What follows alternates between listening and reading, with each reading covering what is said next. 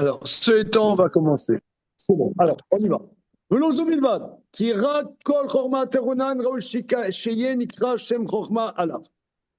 Toute la science de l'astronomie, ce n'est pas légitime, ça soit des sciences. Qui est nikra chokma rak sheyeda davar kemot shehu. La science, c'est de savoir la chose comme elle est. Davar zel timsa bechokmatam. Or, dans l'astronomie, tu ne trouves pas qu'ils savent de quoi ils parlent. Ilo echad shamad alamitato, tu n'en as pas un qui connaît la vérité. Mali imi shaker arbe ou shaker meat. Il compte un peu le yeda mitata davar. Il ne sait pas la chose vraiment. Kemo shehu sod haibour. Ce qui n'est pas le cas de notre tradition qui appelle le secret de la gestation.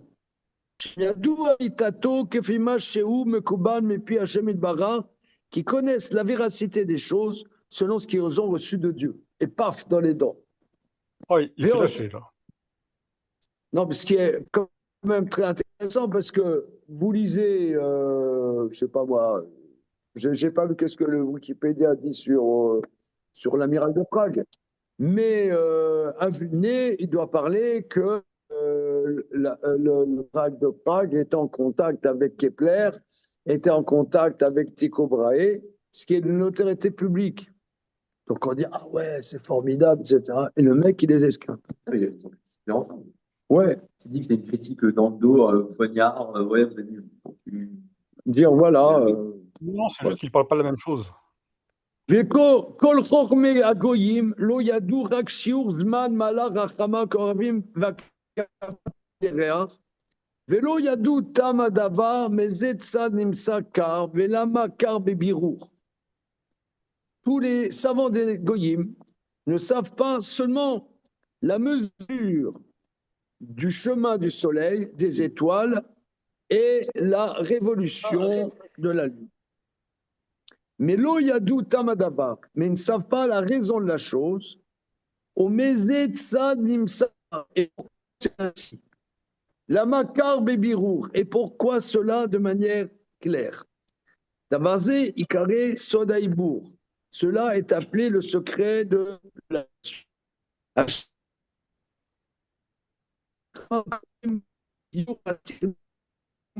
que l'on connaît dans leur structure intellectuelle et leur essence. C'est la science d'Israël est tout à fait une autre science, comme dit le verset, qui c'est votre science et votre compréhension aux yeux des goyim. Alors c'est le verset dans Parashat Va'etranan. Et l'Agmara dit dans Masechet Shabbat que la science que les goyim peuvent reconnaître particulière d'Israël, c'est l'astronomie que nous avons dans la Torah. Alors, d'après les Nahamim, je sens que non. Comment? Oui, ses amis. Non, mais... Ça, vous n'êtes pas...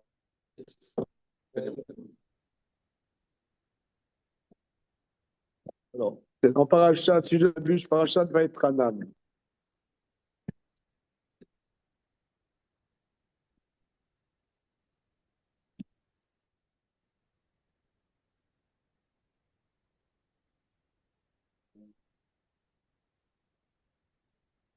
C'est où, pas de Regardez, dans Dvarim, chapitre Dalet, verset Dalet.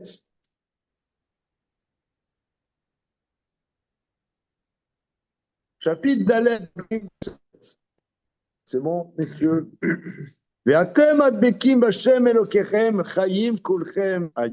Et vous, collés à l'Éternel, votre Dieu, vous êtes vivants tous aujourd'hui. Re'e limati etrem chukim umishpatim. Kasher tzivani Hashem Elokai lasot ken bekerev haaretz asher atem ba'im shama lerishta. Regarde, je vous ai enseigné des décrets, des lois, comme comme l'Éternel m'a ordonné, pour accomplir au sein de la terre dans laquelle vous allez pour en prendre possession. Qu'est-ce qu'on apprend? Regarde, je vous ai enseigné des décrets et des lois comme Dieu m'a ordonné. Regarde, je vous ai enseigné. Qu'est-ce qu'il y a à regarder? Qu'est-ce que le Talmud apprend de là? Messieurs, les talmudistes, ou alors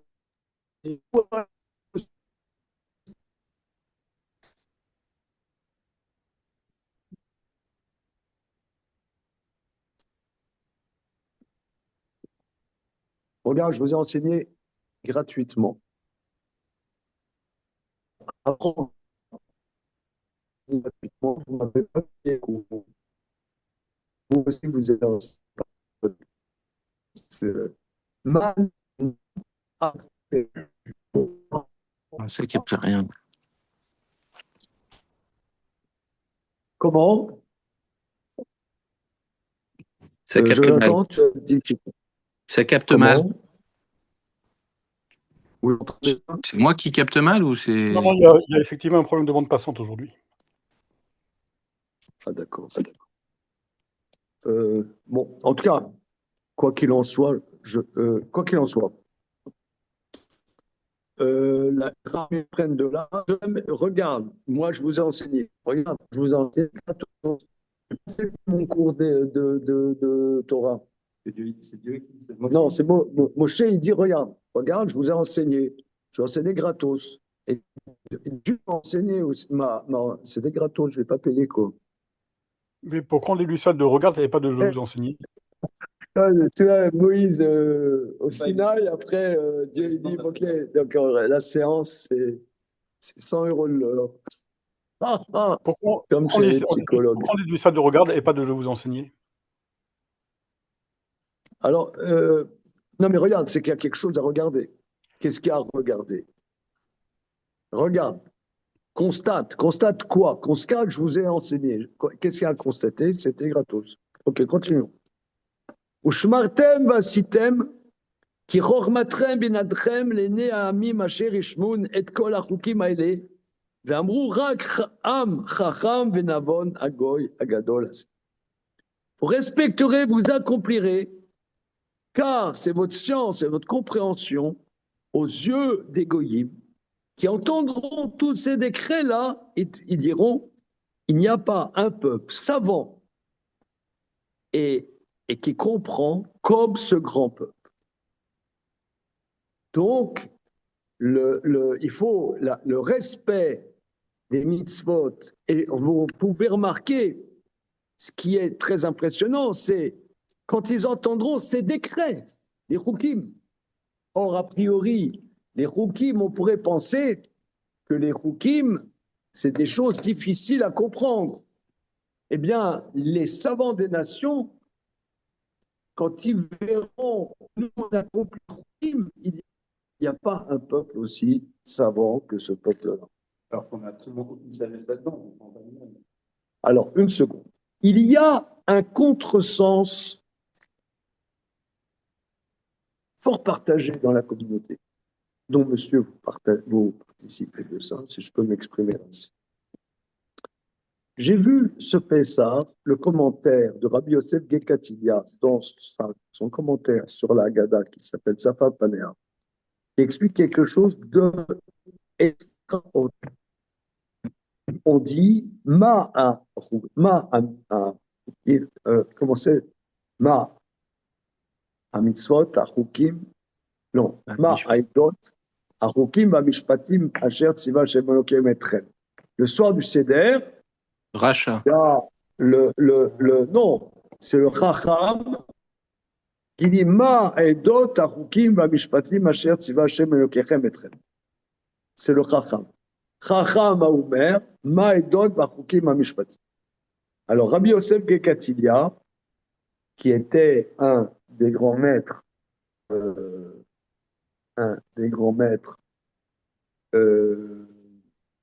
en Espagne à la fin du XIIIe siècle, grand kabbaliste, il explique comme ça. Mishpatim, ce sont les lois qui ont un impact social. ne pas voler, ne pas tuer, etc. Tout le monde comprend la nécessité de ces lois. Rukim, ce sont des lois qui ont des explications, mais qui n'ont pas des explications dans un sens premier. Mais ça, des explications. Et d'autres, c'est des choses qu'on ne peut rien prouver. Et d'autres, par exemple, le Hédot, la sortie d'Égypte. Oui, par exemple, les téphilines, c'est un témoignage sur la sortie d'Égypte. Or, la sortie d'Égypte, il n'y a pas de preuve. Même si tous les archéologues voulaient se tenir par la main, on n'arriverait pas à prouver qu'on n'était pas là. Donc, on témoigne, nous, sur quelque chose qu'on ne peut de la même. C'est un témoignage sur la création du monde. Dans la création du monde, on ne peut pas le prouver, on n'y était pas. C'est Rukim, ça l'explication. Pas un sens social premier. C'est-à-dire manger de la viande avec du lait. Ça a des explications. Mais ça ne va pas faire que tu vas être plus gentil avec ton prochain ou non. C'est pas premier. Mais ça a des explications. C'est ça ce qu'il dit. Ça, c'est extraordinaire. C'est parce que l'imbécile qui est en nous pense que Rukim, ça n'a pas des ça, oui, des explications. Mais pas d'un abord premier. Il faut creuser, mais ça a des explications.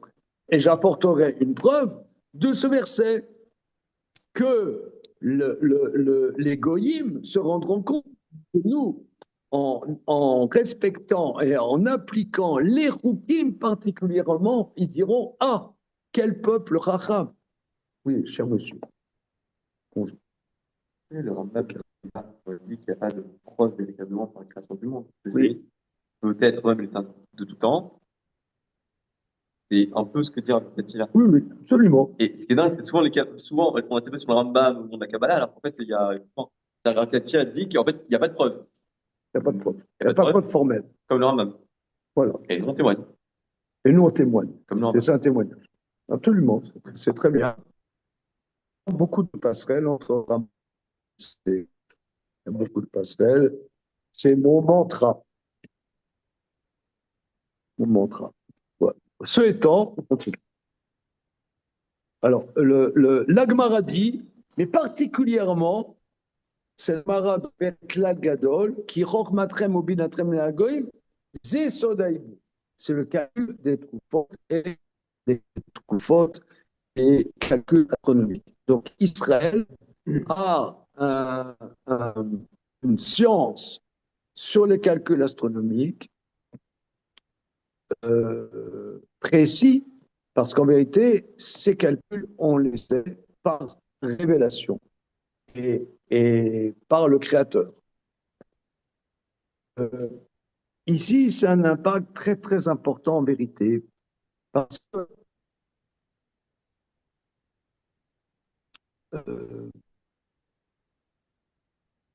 on est sur Terre, on est ici, on est né un jour, ouais, un certain jour, comme dit le poète, être né quelque part. Voilà, nous sommes nés quelque part. Quel poète? Comment? Quel poète? Il ne connaît pas. Maxime Le Forestier. Pour celui qui est né, c'est toujours un hasard. Donc, nous sommes quelque part, dit le poète. Maintenant, pas seulement on est né comme ça quelque part, comme dit le poète, mais aussi on nous a dit, allez, avance dans ce monde. Et on avance à l'aveugle. Alors, on avance à l'aveugle. Qu'est-ce qu'on fait? Il y en a qui te disent, je suis un homme, en vérité, je suis une femme, je suis une femme, en vérité, je suis un homme, je suis en vérité, je suis un chameau, je suis un cheval, je suis un lapin, en vérité, je suis blanc, je suis noir, je suis blanc, je suis blanc.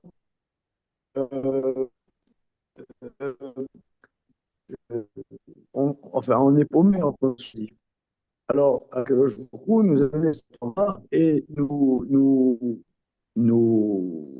explique comment le Créateur il conçoit les choses. C'est sympa quand même, entre nous soit dit. Mais même dans les détails, comment se conduire avec ses parents, comment se conduire avec sa famille, comment se conduire avec ses enfants, avec ses collègues, avec ses subordonnés. Donc, et c'est le Boré Olam qui nous dit qu'évidemment, il y a des discussions sur tous les détails, mais globalement, il y a des indications extrêmement précises. C'est une science. C'est une science. C'est même la science. Et sûrement, les goyim qui essaient, eux, de se débrouiller, vous en avez qui ne sont pas idiots. Prenons à ma droite Aristote et d'autres qui ne sont pas idiots, mais ils sont brouillards. Par exemple, le Kuzari, il dit, le Kuzari, Rabbi Yehuda Halevi, ça fait plus que 1000 ans, hein, Rabbi Yehuda Halevi, lui, il dit, il ne faut pas en vouloir aux Grecs qui, ce qu'ils ont dit, parce qu'ils n'étaient pas en contact avec la prophétie. Donc c'est très puissant. Ça veut dire, ils n'avaient pas le contact avec la prophétie. Donc ils essaient de faire ce qu'ils peuvent. Ils ont fait de leur mieux. Voilà. Mais ils tâtonnent en vérité. Ils tâtonnent. Et je pense que dans nous, on le perçoit particulièrement parce qu'on est dans une société qui est complètement paumée. Et comment dire, on peut se rendre compte particulièrement du relief, du savoir précis que a par rapport à beaucoup de choses. Oui, et le Maharal nous précise bien où se joue la différence. Comment le Maharal nous dit bien où se joue la différence. Il nous dit bien que la science des goïms, c'est une science du comment, et que nous, c'est une science du pourquoi. On répond à la question pourquoi les choses, pourquoi le cours de la Lune, du Soleil, et que les goïms, ils sont capables de calculer le cours de la Lune et du Soleil, mais pas de savoir pourquoi. entre parenthèses, je ne sais pas pourquoi. Mais Alors, l'amiral nous le dit, c'est un secret.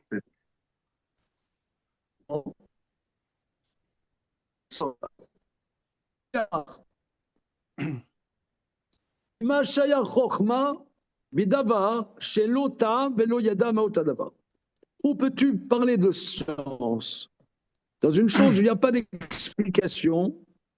Il ne connaît pas l'essence de la chose. Rakeda Shekar Nimsa, il peut dire voilà, c'est comme ça, il peut constater. Davarze En Sheye Nikra Chokma. Ça ne s'appelle pas une science. La science, c'est qui connaît l'essence de la chose.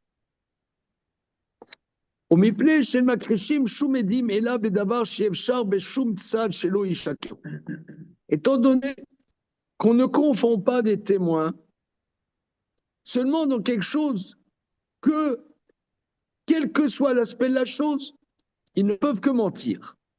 Si ce n'est pas comme ça ne s'appelle pas confondre les témoins. Particulièrement sur le sujet de sanctifier le moi sur la bouche des témoins.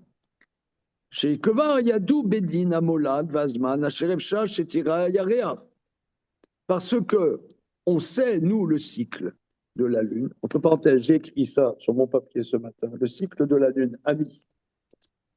C'est 29 jours, 12 heures, 44 minutes, 3 secondes, un tiers. C'est bon? C'est pas une question. 29 jours, 12 heures et 793 parts de 1080 parts d'une heure. Oui, donc c'est pas du tout un tiers de tout.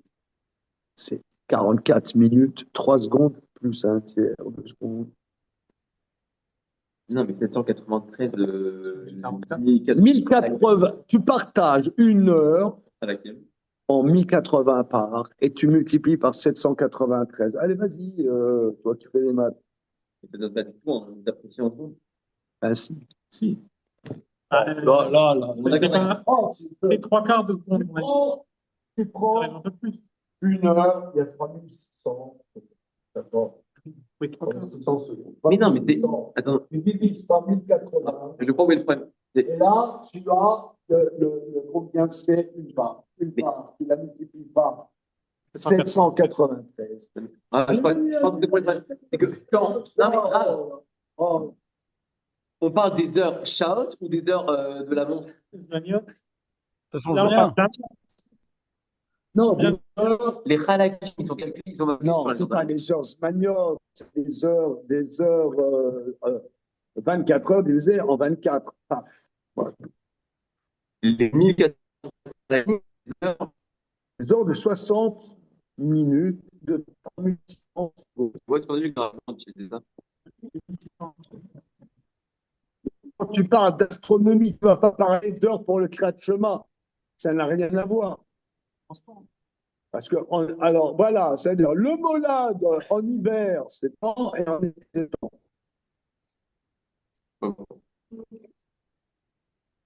J'étais Benoît jusqu'à maintenant.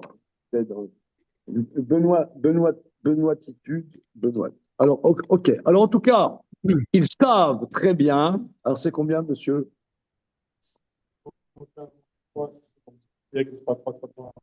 Voilà.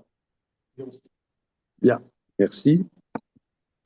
Donc, ils savaient bien, le molad, on le sait, c'est temps. Et le Zman, ils savent quand est-ce que c'est possible de voir la lune. Enaidim rak le mitzvah le kadesh al piedim. Regardez, ça c'est la phrase clé. Les témoins ne sont pour la mitzvah de sanctifier sur la bouche des témoins.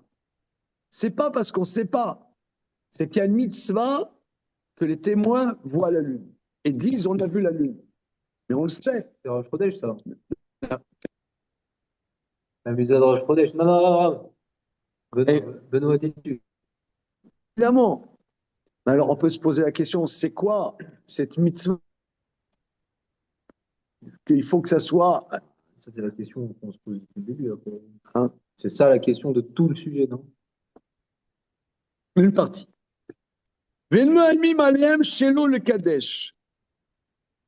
On ne leur dit pas de ne pas sanctifier. Le Karamrou, c'est pourquoi. Mon maître dit, c'est ce qu'on a vu dans la Gemara au Shachana. Shimamru aidim shenire lahem ayara kodem vav shaot achach hamolad.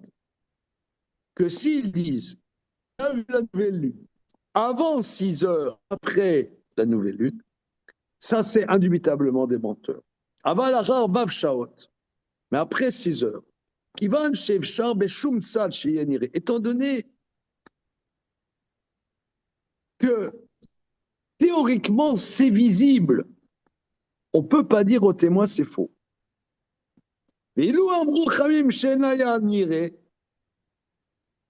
Maintenant, si les sages disent d'Israël que la lune n'est pas visible,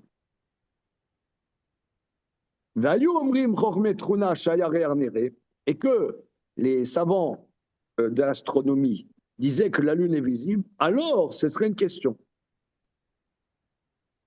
Aval ata une kushakal, mais maintenant il n'y a pas de question.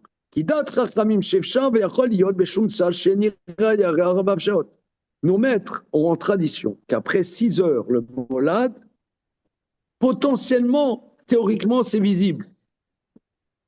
Le fikar, kacher amolad ou kodem chatzot, si le molad est avant chatzot, endorim rosh chodesh, mifne, sheefshar sheyen ire kodem ashkia. Si le molad, on sait, est avant chatzot, on ne dit pas que c'est demain Rosh Chodesh, car c'est possible, potentiellement, qu'on puisse voir la lune avant le coucher du soleil. Et kacher efshar shaya nire beoto ayom, magdishim oto ayom. On sanctifie le jour. Matril yom tov merev shelefanav, afalgav shaya areya besof ayom. Et sauf, Ayom ou Kadosh. Alors, une seconde, qu'est-ce qu'il veut dire là?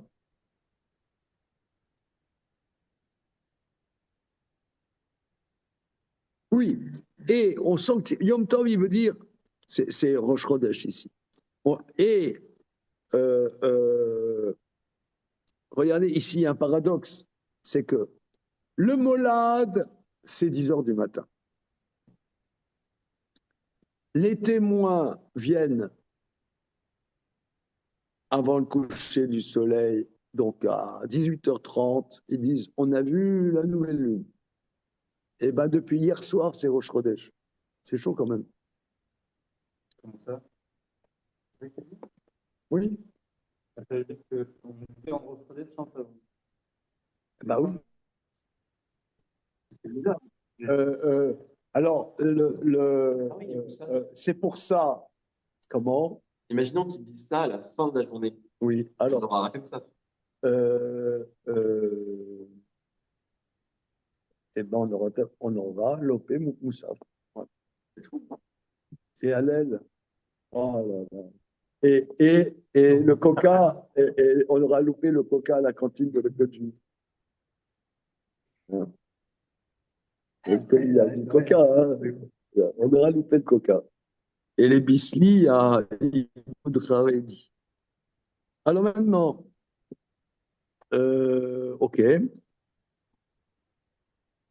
זה סוף סוף היום הוא קדוש, שנראה בו הלבנה חריש. ודבר זה פשוט מאוד בכל התלמוד. ומשנה פשוטה, c'est une משנה évidente dans le traité Rosh Hashanah Kaf Yamud Bet. ראו הבית דין וכל ישראל. La lune est visible par le tribunal et tout Israël. À la fin de la journée. ולא הספיקו לומר מקודש הקודש עד שחושכה, et que ils n'ont pas eu le temps de dire le mois est Kadosh, le s'est couché. Alors c'est le lendemain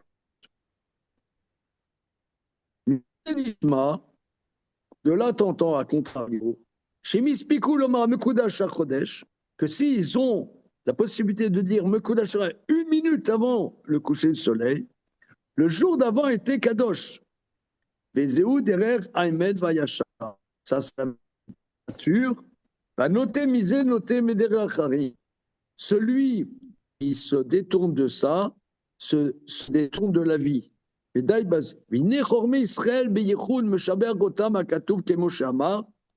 Les sages d'Israël sont complimentés par le verset que nous avons dit tout à l'heure. C'est votre science et votre compréhension aux yeux des nations. Mais Gam, comme dit le verset dans Divrayami,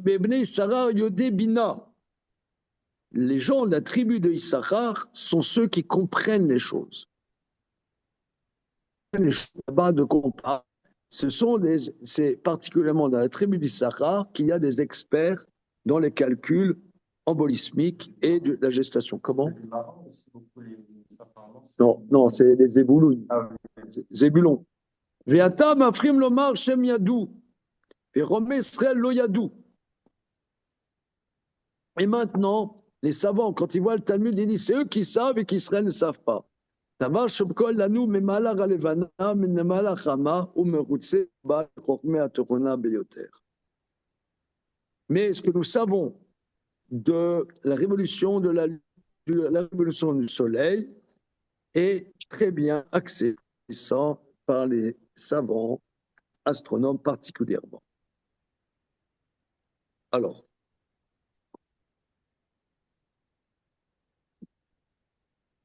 dans l'édition Hartmann que j'ai, Maharal, on sait qu'il a eu plusieurs élèves. Le Maharal, c'était un très très grand maître. Et parmi ses élèves, il y avait David Gantz. D'ailleurs, il y a le nom de David Gantz dans le cimetière où est enterré le Maharal de Prague, là-bas à Prague. Moi, je ne suis jamais allé à Prague. Vous êtes allé à Prague? Oui, c'est bien. Oui, sur la tombe du Maharal. Ouais. Et alors, pas loin de la tombe du Maharal. Et là, dans nos amis en Zoom, il y en a qui sont allés au cimetière, là, où il y a la tombe du Prague. Moi, je suis allé devant le cimetière. Moi, j'ai été, moi. Ah, d'accord. mais pas dedans. D'accord. Ah, il y a. Moi, j'étais au cimetière, moi. Ouais, c'était bien. Super. Il y C'est a toujours top, les un cimetières. élève il y a un élève, Arnaud Leroy, qui a étudié dans des années et il m'a raconté, il est allé là-bas. Non, ça fait des années que j'étudie, j'enseigne avec Oula du Marais. Et il est allé là-bas et il était devant la tombe du Maral et il a explosé en pleurs d'émotion. Et alors, il y avait des touristes japonais, américains, etc., qui prenaient des photos. Ils voient un type en pleurs. Et je sais pas, tu vas dans un musée, tu pleures pas, quoi. C'est un musée. Alors, ils lui ont dit,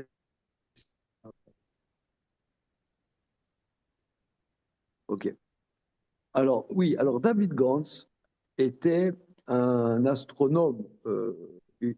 C'était un talmudiste. Il a écrit des livres de Torah et il a écrit aussi des astronomies.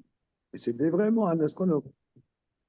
Et alors, il rapporte là, dans l'édition Hartmann, il donne les références, que les astronomes de son époque euh, complimentaient des connaissances très précises du Talmud sur ces sujets. C'est vrai que nous, on n'est pas tellement férus sur le sujet, pas tellement férus dans le sujet. Maïmonide, quand il avait 17 ans, a écrit un livre sur le sujet qui est remarquable, sur l'astronomie que nous avons ici. C'est un chef-d'œuvre. Il y a environ 25 ans, je l'avais étudié, Igerot. On l'a en bas, je vais vous montrer ça. Petite seconde. Bien, on s'appelle Lettres de Maïmonide. Lettre de Maïmonide sur le calendrier hébraïque. Ça a été traduit par quelqu'un qui s'appelle Simon Gerstenskopf. Voilà. Non, c'était traduit par Robert Weil, mais avec des notes de Simon Gerstenskopf. Et ce livre a eu il était abîmé, il est moisi, c'est dommage, mais c'est absolument ordinaire. C'est les dessinés aux novices composés en 1158. Mais c'est un travail, il était tout jeune quand il a fait ça, Maïmonide. Et c'est absolument extraordinaire. Et donc, ce Gershkonkov, qui était un mathématicien, il a fait des notes. Si une fois vous avez comment dire, je serais prêt à le faire avec vous. Avec plaisir. À l'époque, il y avait Jonathan Manichever, j'étudiais une extenso avec Jonathan Manichever qui habite maintenant à Strasbourg. Et il y a un esprit très très précis qui m'a beaucoup aidé à comprendre ce livre. Bien. En tout cas, résumons, parce qu'il me semble ici, du lourd, problématique Torah et science, on peut s'exprimer ainsi. Comment on pourrait synthétiser qu'est-ce qu'on a vu?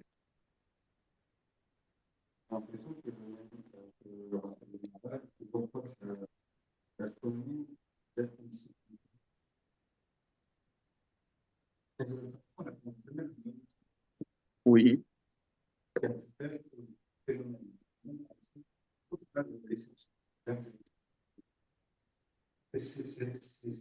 La l'essence, c'est le domaine de la Torah.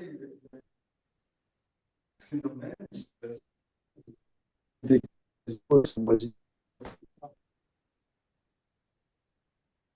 Oui. C'est-à-dire que la science physique, c'est des phénomènes. Oui. Maintenant,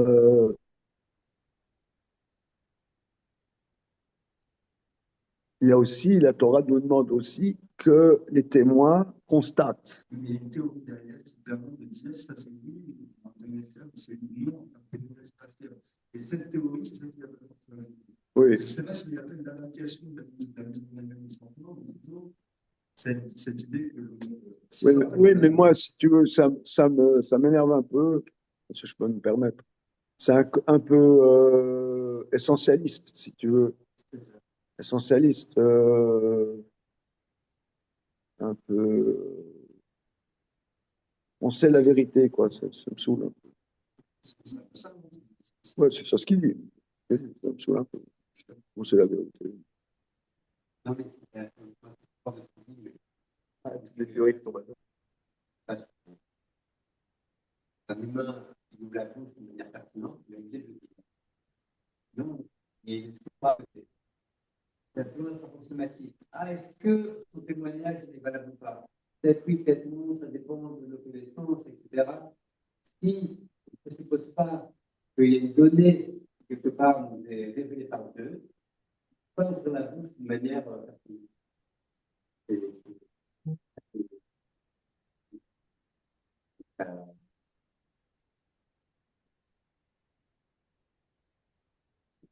Pas au stade du témoignage. On est dans à peu près. On n'a pas de référent. On n'a pas de référent. Le référent, il peut Ouais. pas donner, sinon on est toujours, toujours dedans. Quoi. Ouais, c'est délicat. Essentialiste, ça veut dire on sait la vérité des choses, on l'a reçu par Dieu. Euh, les coranistes, ils disent la même chose avec le Coran, tu vois. C'est Djibril, il nous a tout enseigné. Vous savez, Djibril, l'ange Gabriel. Voilà, tu parles avec un musulman, il te dit la même chose. Tout, tout par Dieu. On sait bien que la Torah, elle est à la fois, elle est révélée, mais elle est en mouvement constant. Ce que non pas l'islam. Vous regardez, vous regardez sur les sites islamistes, vous mettez le terme innovation, et l'innovation, c'est haram. Il y a des innovations tout le temps. Ce n'est pas l'innovation dans le sens libéral. Les libéraux, ils n'ont pas de référence. Donc, c'est le cas, je sais pas, moi,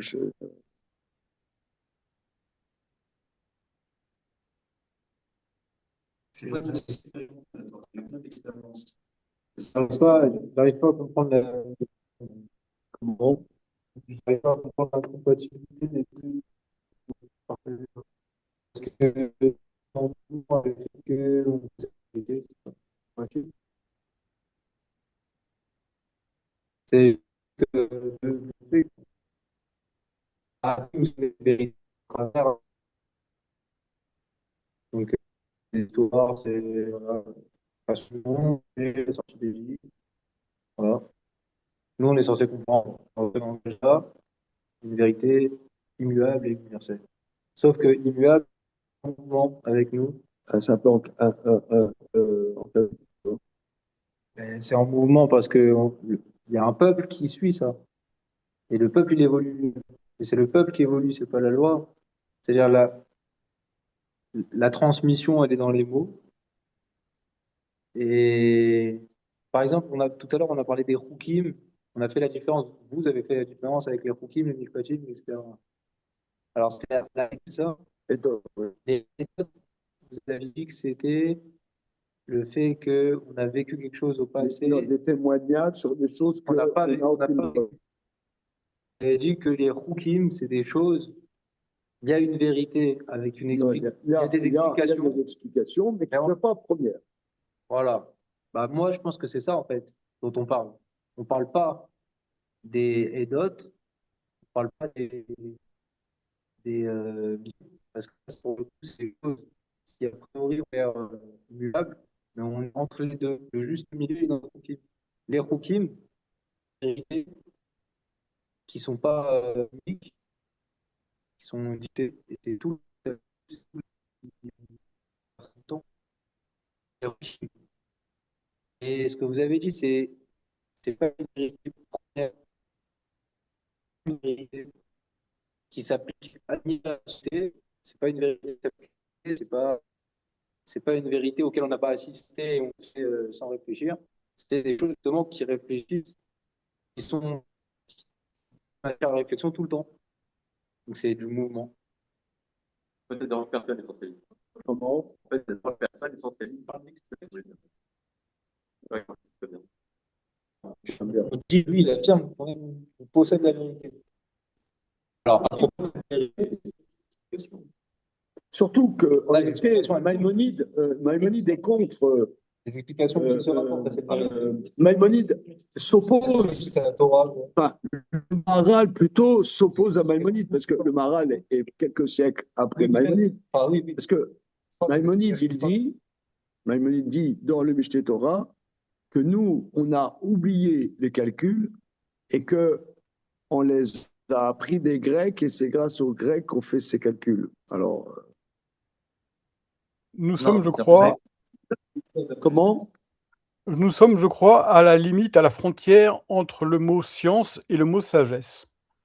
Science au sens contemporain et le mot sagesse au sens contemporain. Et je pense que l'ambiguïté de notre débat vient de la confusion entre ces deux mots. C'est-à-dire que ce dont nous discutons maintenant, c'est une discussion qui est purement linguistique. Pas une discussion sur deux faits, sur deux concepts séparés. Nous sommes à la limite entre deux concepts qui sont science et sagesse, et on essaie de déterminer lequel appartient à la science et lequel appartient à la sagesse. Mais il faut qu'on fasse très attention à l'emploi de nos mots maintenant pour savoir de quoi on parle.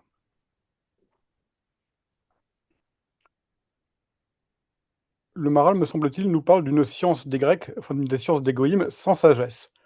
Tandis que ce qu'il dit pour les Juifs, c'est seulement de la sagesse auquel est attachée une science, une technique même de calcul.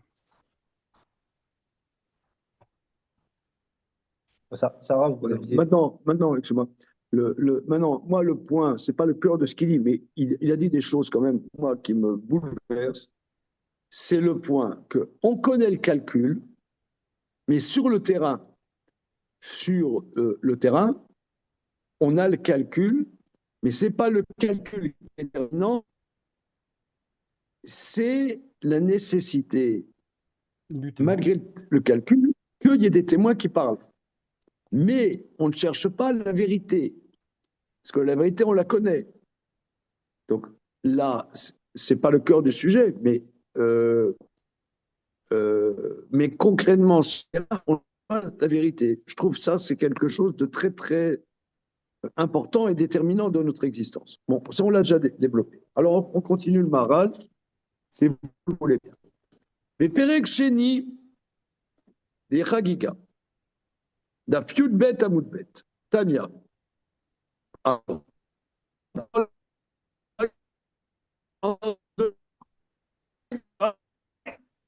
Caput, vous, qu'est-ce qu'il y a? Qu'est-ce que vous avez avec l'Allemagne?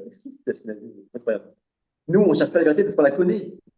Ceux qui n'ont pas, ils la cherchent. Seulement, nous, on cherche à la rendre effective. C'est ça qu'il dit. Nous, on cherche à rendre la vérité effective parce qu'on la connaît. Mais Non, il ne dit pas ça. non, que eux la cherchent, ils ne la connaissent pas. Il ne dit pas ça du tout. C'est vous qui avez dit ça. Il parlait de la vérité, parce que quand un sujet parle de la vérité, Non, mais la vérité vraie. il a dit à 15 secondes, 20 secondes, 30 secondes, 60 secondes. Nous, on ne cherche pas la vérité. On la limite. Ah, on ne cherche pas la vérité, c'est-à-dire c'est pas la vérité qui est déterminante sur la loi. Parce que nous, On n'est pas bloqué dans la loi sur la vérité. Je pense que là, c'est pas le cœur de son sujet, mais moi, c'est ce que moi j'apprends, j'en déduis par rapport à notre problématique. Parce que dans notre problématique, justement, je reprends ce que tu dis. Et c'est un peu paradoxal, mais je trouve ça intéressant. Nous, on a la vérité, disons. Moi, je m'en fous, mais on a la vérité. Comme on a la vérité, on peut jouer avec cette vérité et ne pas être esclave de cette vérité. Comme ils n'ont pas cette vérité, ils la recherchent, ils sont obsédés par la vérité. C'est deux démarches différentes. J'ai compris. Toi, comme nous, on fait des machines toujours plus performantes, plus performantes, plus performantes, plus performantes. Et tellement que maintenant, les machines vont être sont incommensurablement plus performantes que l'homme. Donc l'homme est foutu. Mais même, je vous donne un exemple. C'est un exemple que j'ai parlé avec plein de dayanim, de juges rabbiniques. Quel est l'impact juridique des tests ADN? Bon, l'ADN d'aujourd'hui, l'ADN, ça fait 10 ans, 60 ans. Le test ADN grand public, des ans, depuis 20 ans, je ne sais pas exactement. On fait un test ADN et on voit que il n'est pas, c'est le fils de sa mère, mais pas le fils de son père. C'est gênant aux emplois. Alors, est-ce que juridiquement, il est mamzer ou non? Nathaniel, qu'est-ce que tu en penses? Il est le fils de son père. Le droit n'a rien à voir avec l'exactitude des faits. Dans la Belle de Jérusalem, ils disent que Il est le fils de son père. Qu'est-ce que tu dis, Jonathan? je sais que j'avais regardé la Belle de Jérusalem sur Netflix et qui disait que c'était toujours son père. C'est quoi Parce- la belle de... C'est une série Netflix. Ça s'appelle la Belle de Jérusalem? La Belle de Jérusalem. D'accord. Et il y a un truc comme ça dans la Belle de Jérusalem? Et il y a une religieuse qui trompe son mari et elle élève son fils dans l'idée que c'est un mamzer en vrai. Et c'est Et pas un mamzer. il croit que c'est un mamzer toute sa vie. Et en fait, ils vont voir un rabbin, il lui dit pas du tout, t'es pas mamzer. Et ça change sa vie. Ah, c'est clair. Alors, on va dire, ça, mais tu conseilles de voir cette série, là? Ouais. C'est un livre, Pas en fait, mal, au d'accord. départ. C'est un livre. C'est la Ouais. série du livre. D'accord, ok. Alors, tout ça pour dire que c'est une question, parce que l'ADN, il y a une fiabilité à 99,99%. Monsieur le docteur, Mais il y a un messieurs les docteurs, qu'est-ce que vous en pensez? Je connais pas le pourcentage, mais en tout cas, c'est fiable, ça c'est sûr. Eh bien, c'est très simple. Avec l'ADN, tu ne peux pas distinguer des jumeaux, par exemple. Avec quoi? Avec l'ADN, tu ne peux pas distinguer des jumeaux Et alors? homozygotes. Et Eh bien, alors? donc, ça montre que c'est pas tout à fait fiable, qu'il y a une marge d'erreur. Ah, Si sur une scène effectivement. de crime, tu trouves de l'ADN, tu peux pas prouver que c'est le jumeau A plutôt que le jumeau B. C'est vrai. D'accord. Mais en tout cas, Ça, je suis pas si sûr. C'est certain. En tout cas, C'est jugé. si vous voulez, dans la Torah, on va sur beaucoup de sujets d'après la majorité. Voilà, c'est beaucoup plus qu'une majorité. Maintenant, pour les lois d'argent, on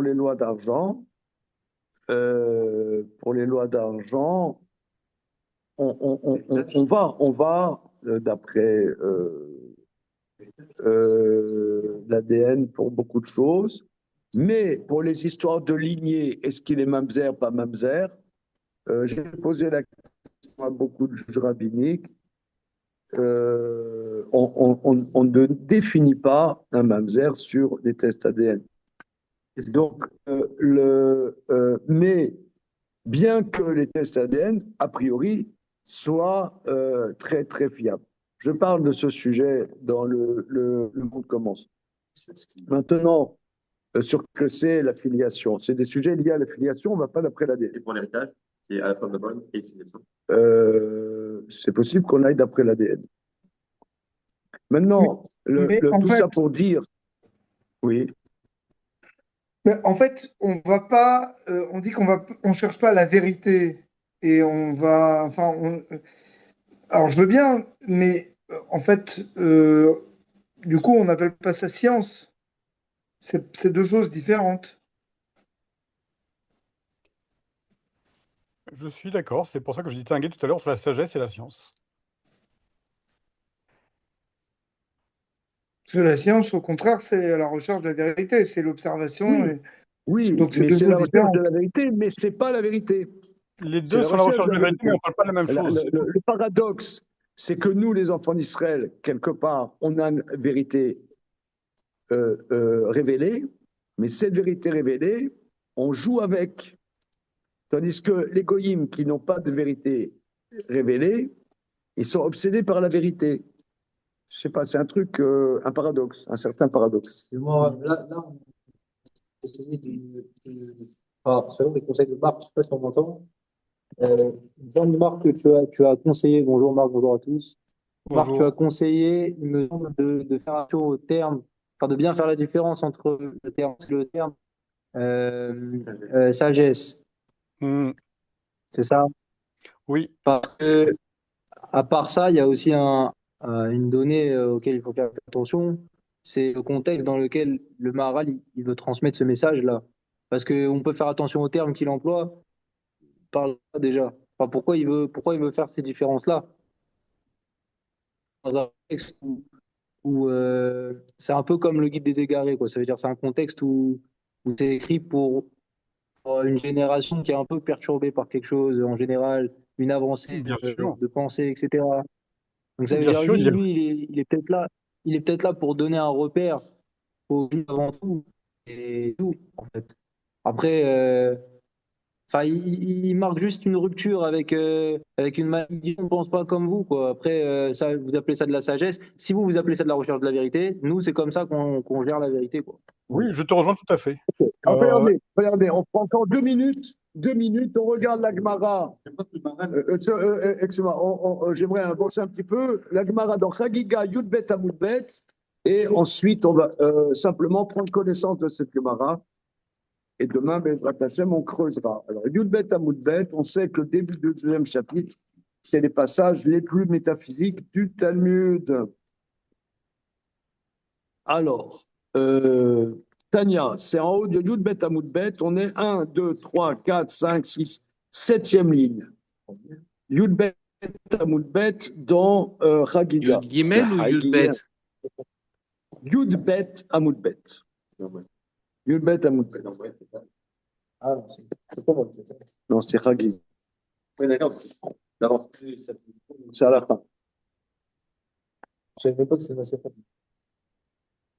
Voilà.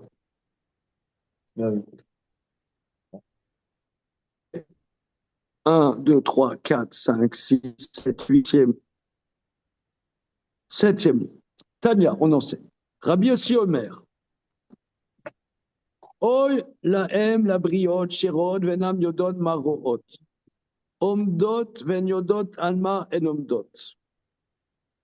Malheur aux créatures qui voient, qui ne sachent pas.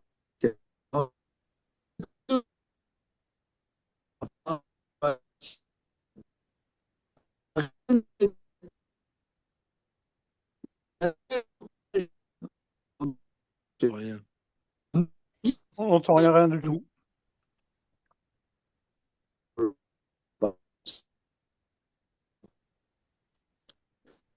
c'est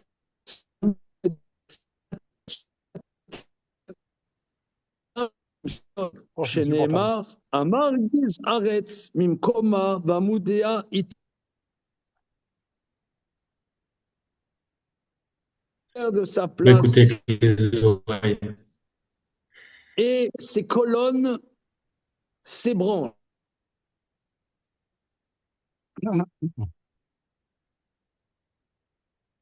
Et les colonnes de la terre s'ébranlent. Amoudim et les colonnes sur lesquelles se tiennent la terre. Sur quoi tiennent ces colonnes? Sur l'eau. Shenemar les rokaharetz alamayim. Celui qui déploie la terre sur l'eau. Maïm aleharim. Or l'eau, sur quoi tient-elle? Sur les montagnes. Shenemar alarim yamdou. Les montagnes, sur des montagnes, elles se tiennent. Et l'eau, sur quoi se tient-elle? Sur le vent. Maïm arim berouar. Shenemar. Ayamdou maïm. Arim berouar. Or les montagnes sont sur le vent. Shenemar qui naît. Yotzer arim au boré rouar. Il façonne les montagnes et crée le vent. Et rouar, le vent, sur quoi tient-il? Sur la tempête. Shenemar, rouar, Sarah, Ossé de Baro. Le vent de tempête fait sa parole. Et la tempête, sur quoi tient-elle? Ezroho chez la Kadosh Borchou. Sur les bras de l'Éternel, comme dit le verset, Umitarat, et en dessous de tout, les bras éternels. Et ben voilà, voilà, ça c'est la cosmogonie juive. Feuge, oui, bonjour. Bonjour. On a enfin compris, le monde entier tient sur la force de l'Éternel, sur ses bras. Ok. Voilà. Et les maîtres disent, Al-Yud Bet Amudim Omedet. Le monde tient sur, ça c'est Rabbi aussi, mais les Haramim ne sont pas d'accord du tout, mais pas d'accord. Ils disent le monde tient sur 12 colonnes. Shenema Yatsev Gevulot Amim Nemispar Bnei Israël. Il façonne les limites du monde sur le compte des enfants d'Israël. Donc les fils d'Israël, les fils de Jacob, c'est 12. Donc sur quoi tient le monde? Sur les 12 colonnes qui représentent les 12 tribus. Veyesh Omrim, il y en a qui disent c'est pas 12 colonnes, mais c'est 7 colonnes, comme chacun sait. Chez Neymar, dans les proverbes du roi Salomon, Ratzva Moudéa Shiva, il a taillé ses colonnes 7. Rabbi Eliezer ben Sham, Rabbi Lazar ben Shamo a dit, non, le monde tient sur une colonne et il s'appelle Tzadik. Cette colonne, elle s'appelle Tzadik. Chez Neymar, fait Tzadik qui est Sodola. Le Tzadik et les fondements du monde. Eh bien, je pense qu'on a du pain sur la planche, les enfants. C'est bon? Super simple. Ah, là, c'était le teaser pour demain. C'est bon. Merci. Merci, à demain. Merci, bon après-midi. Au revoir.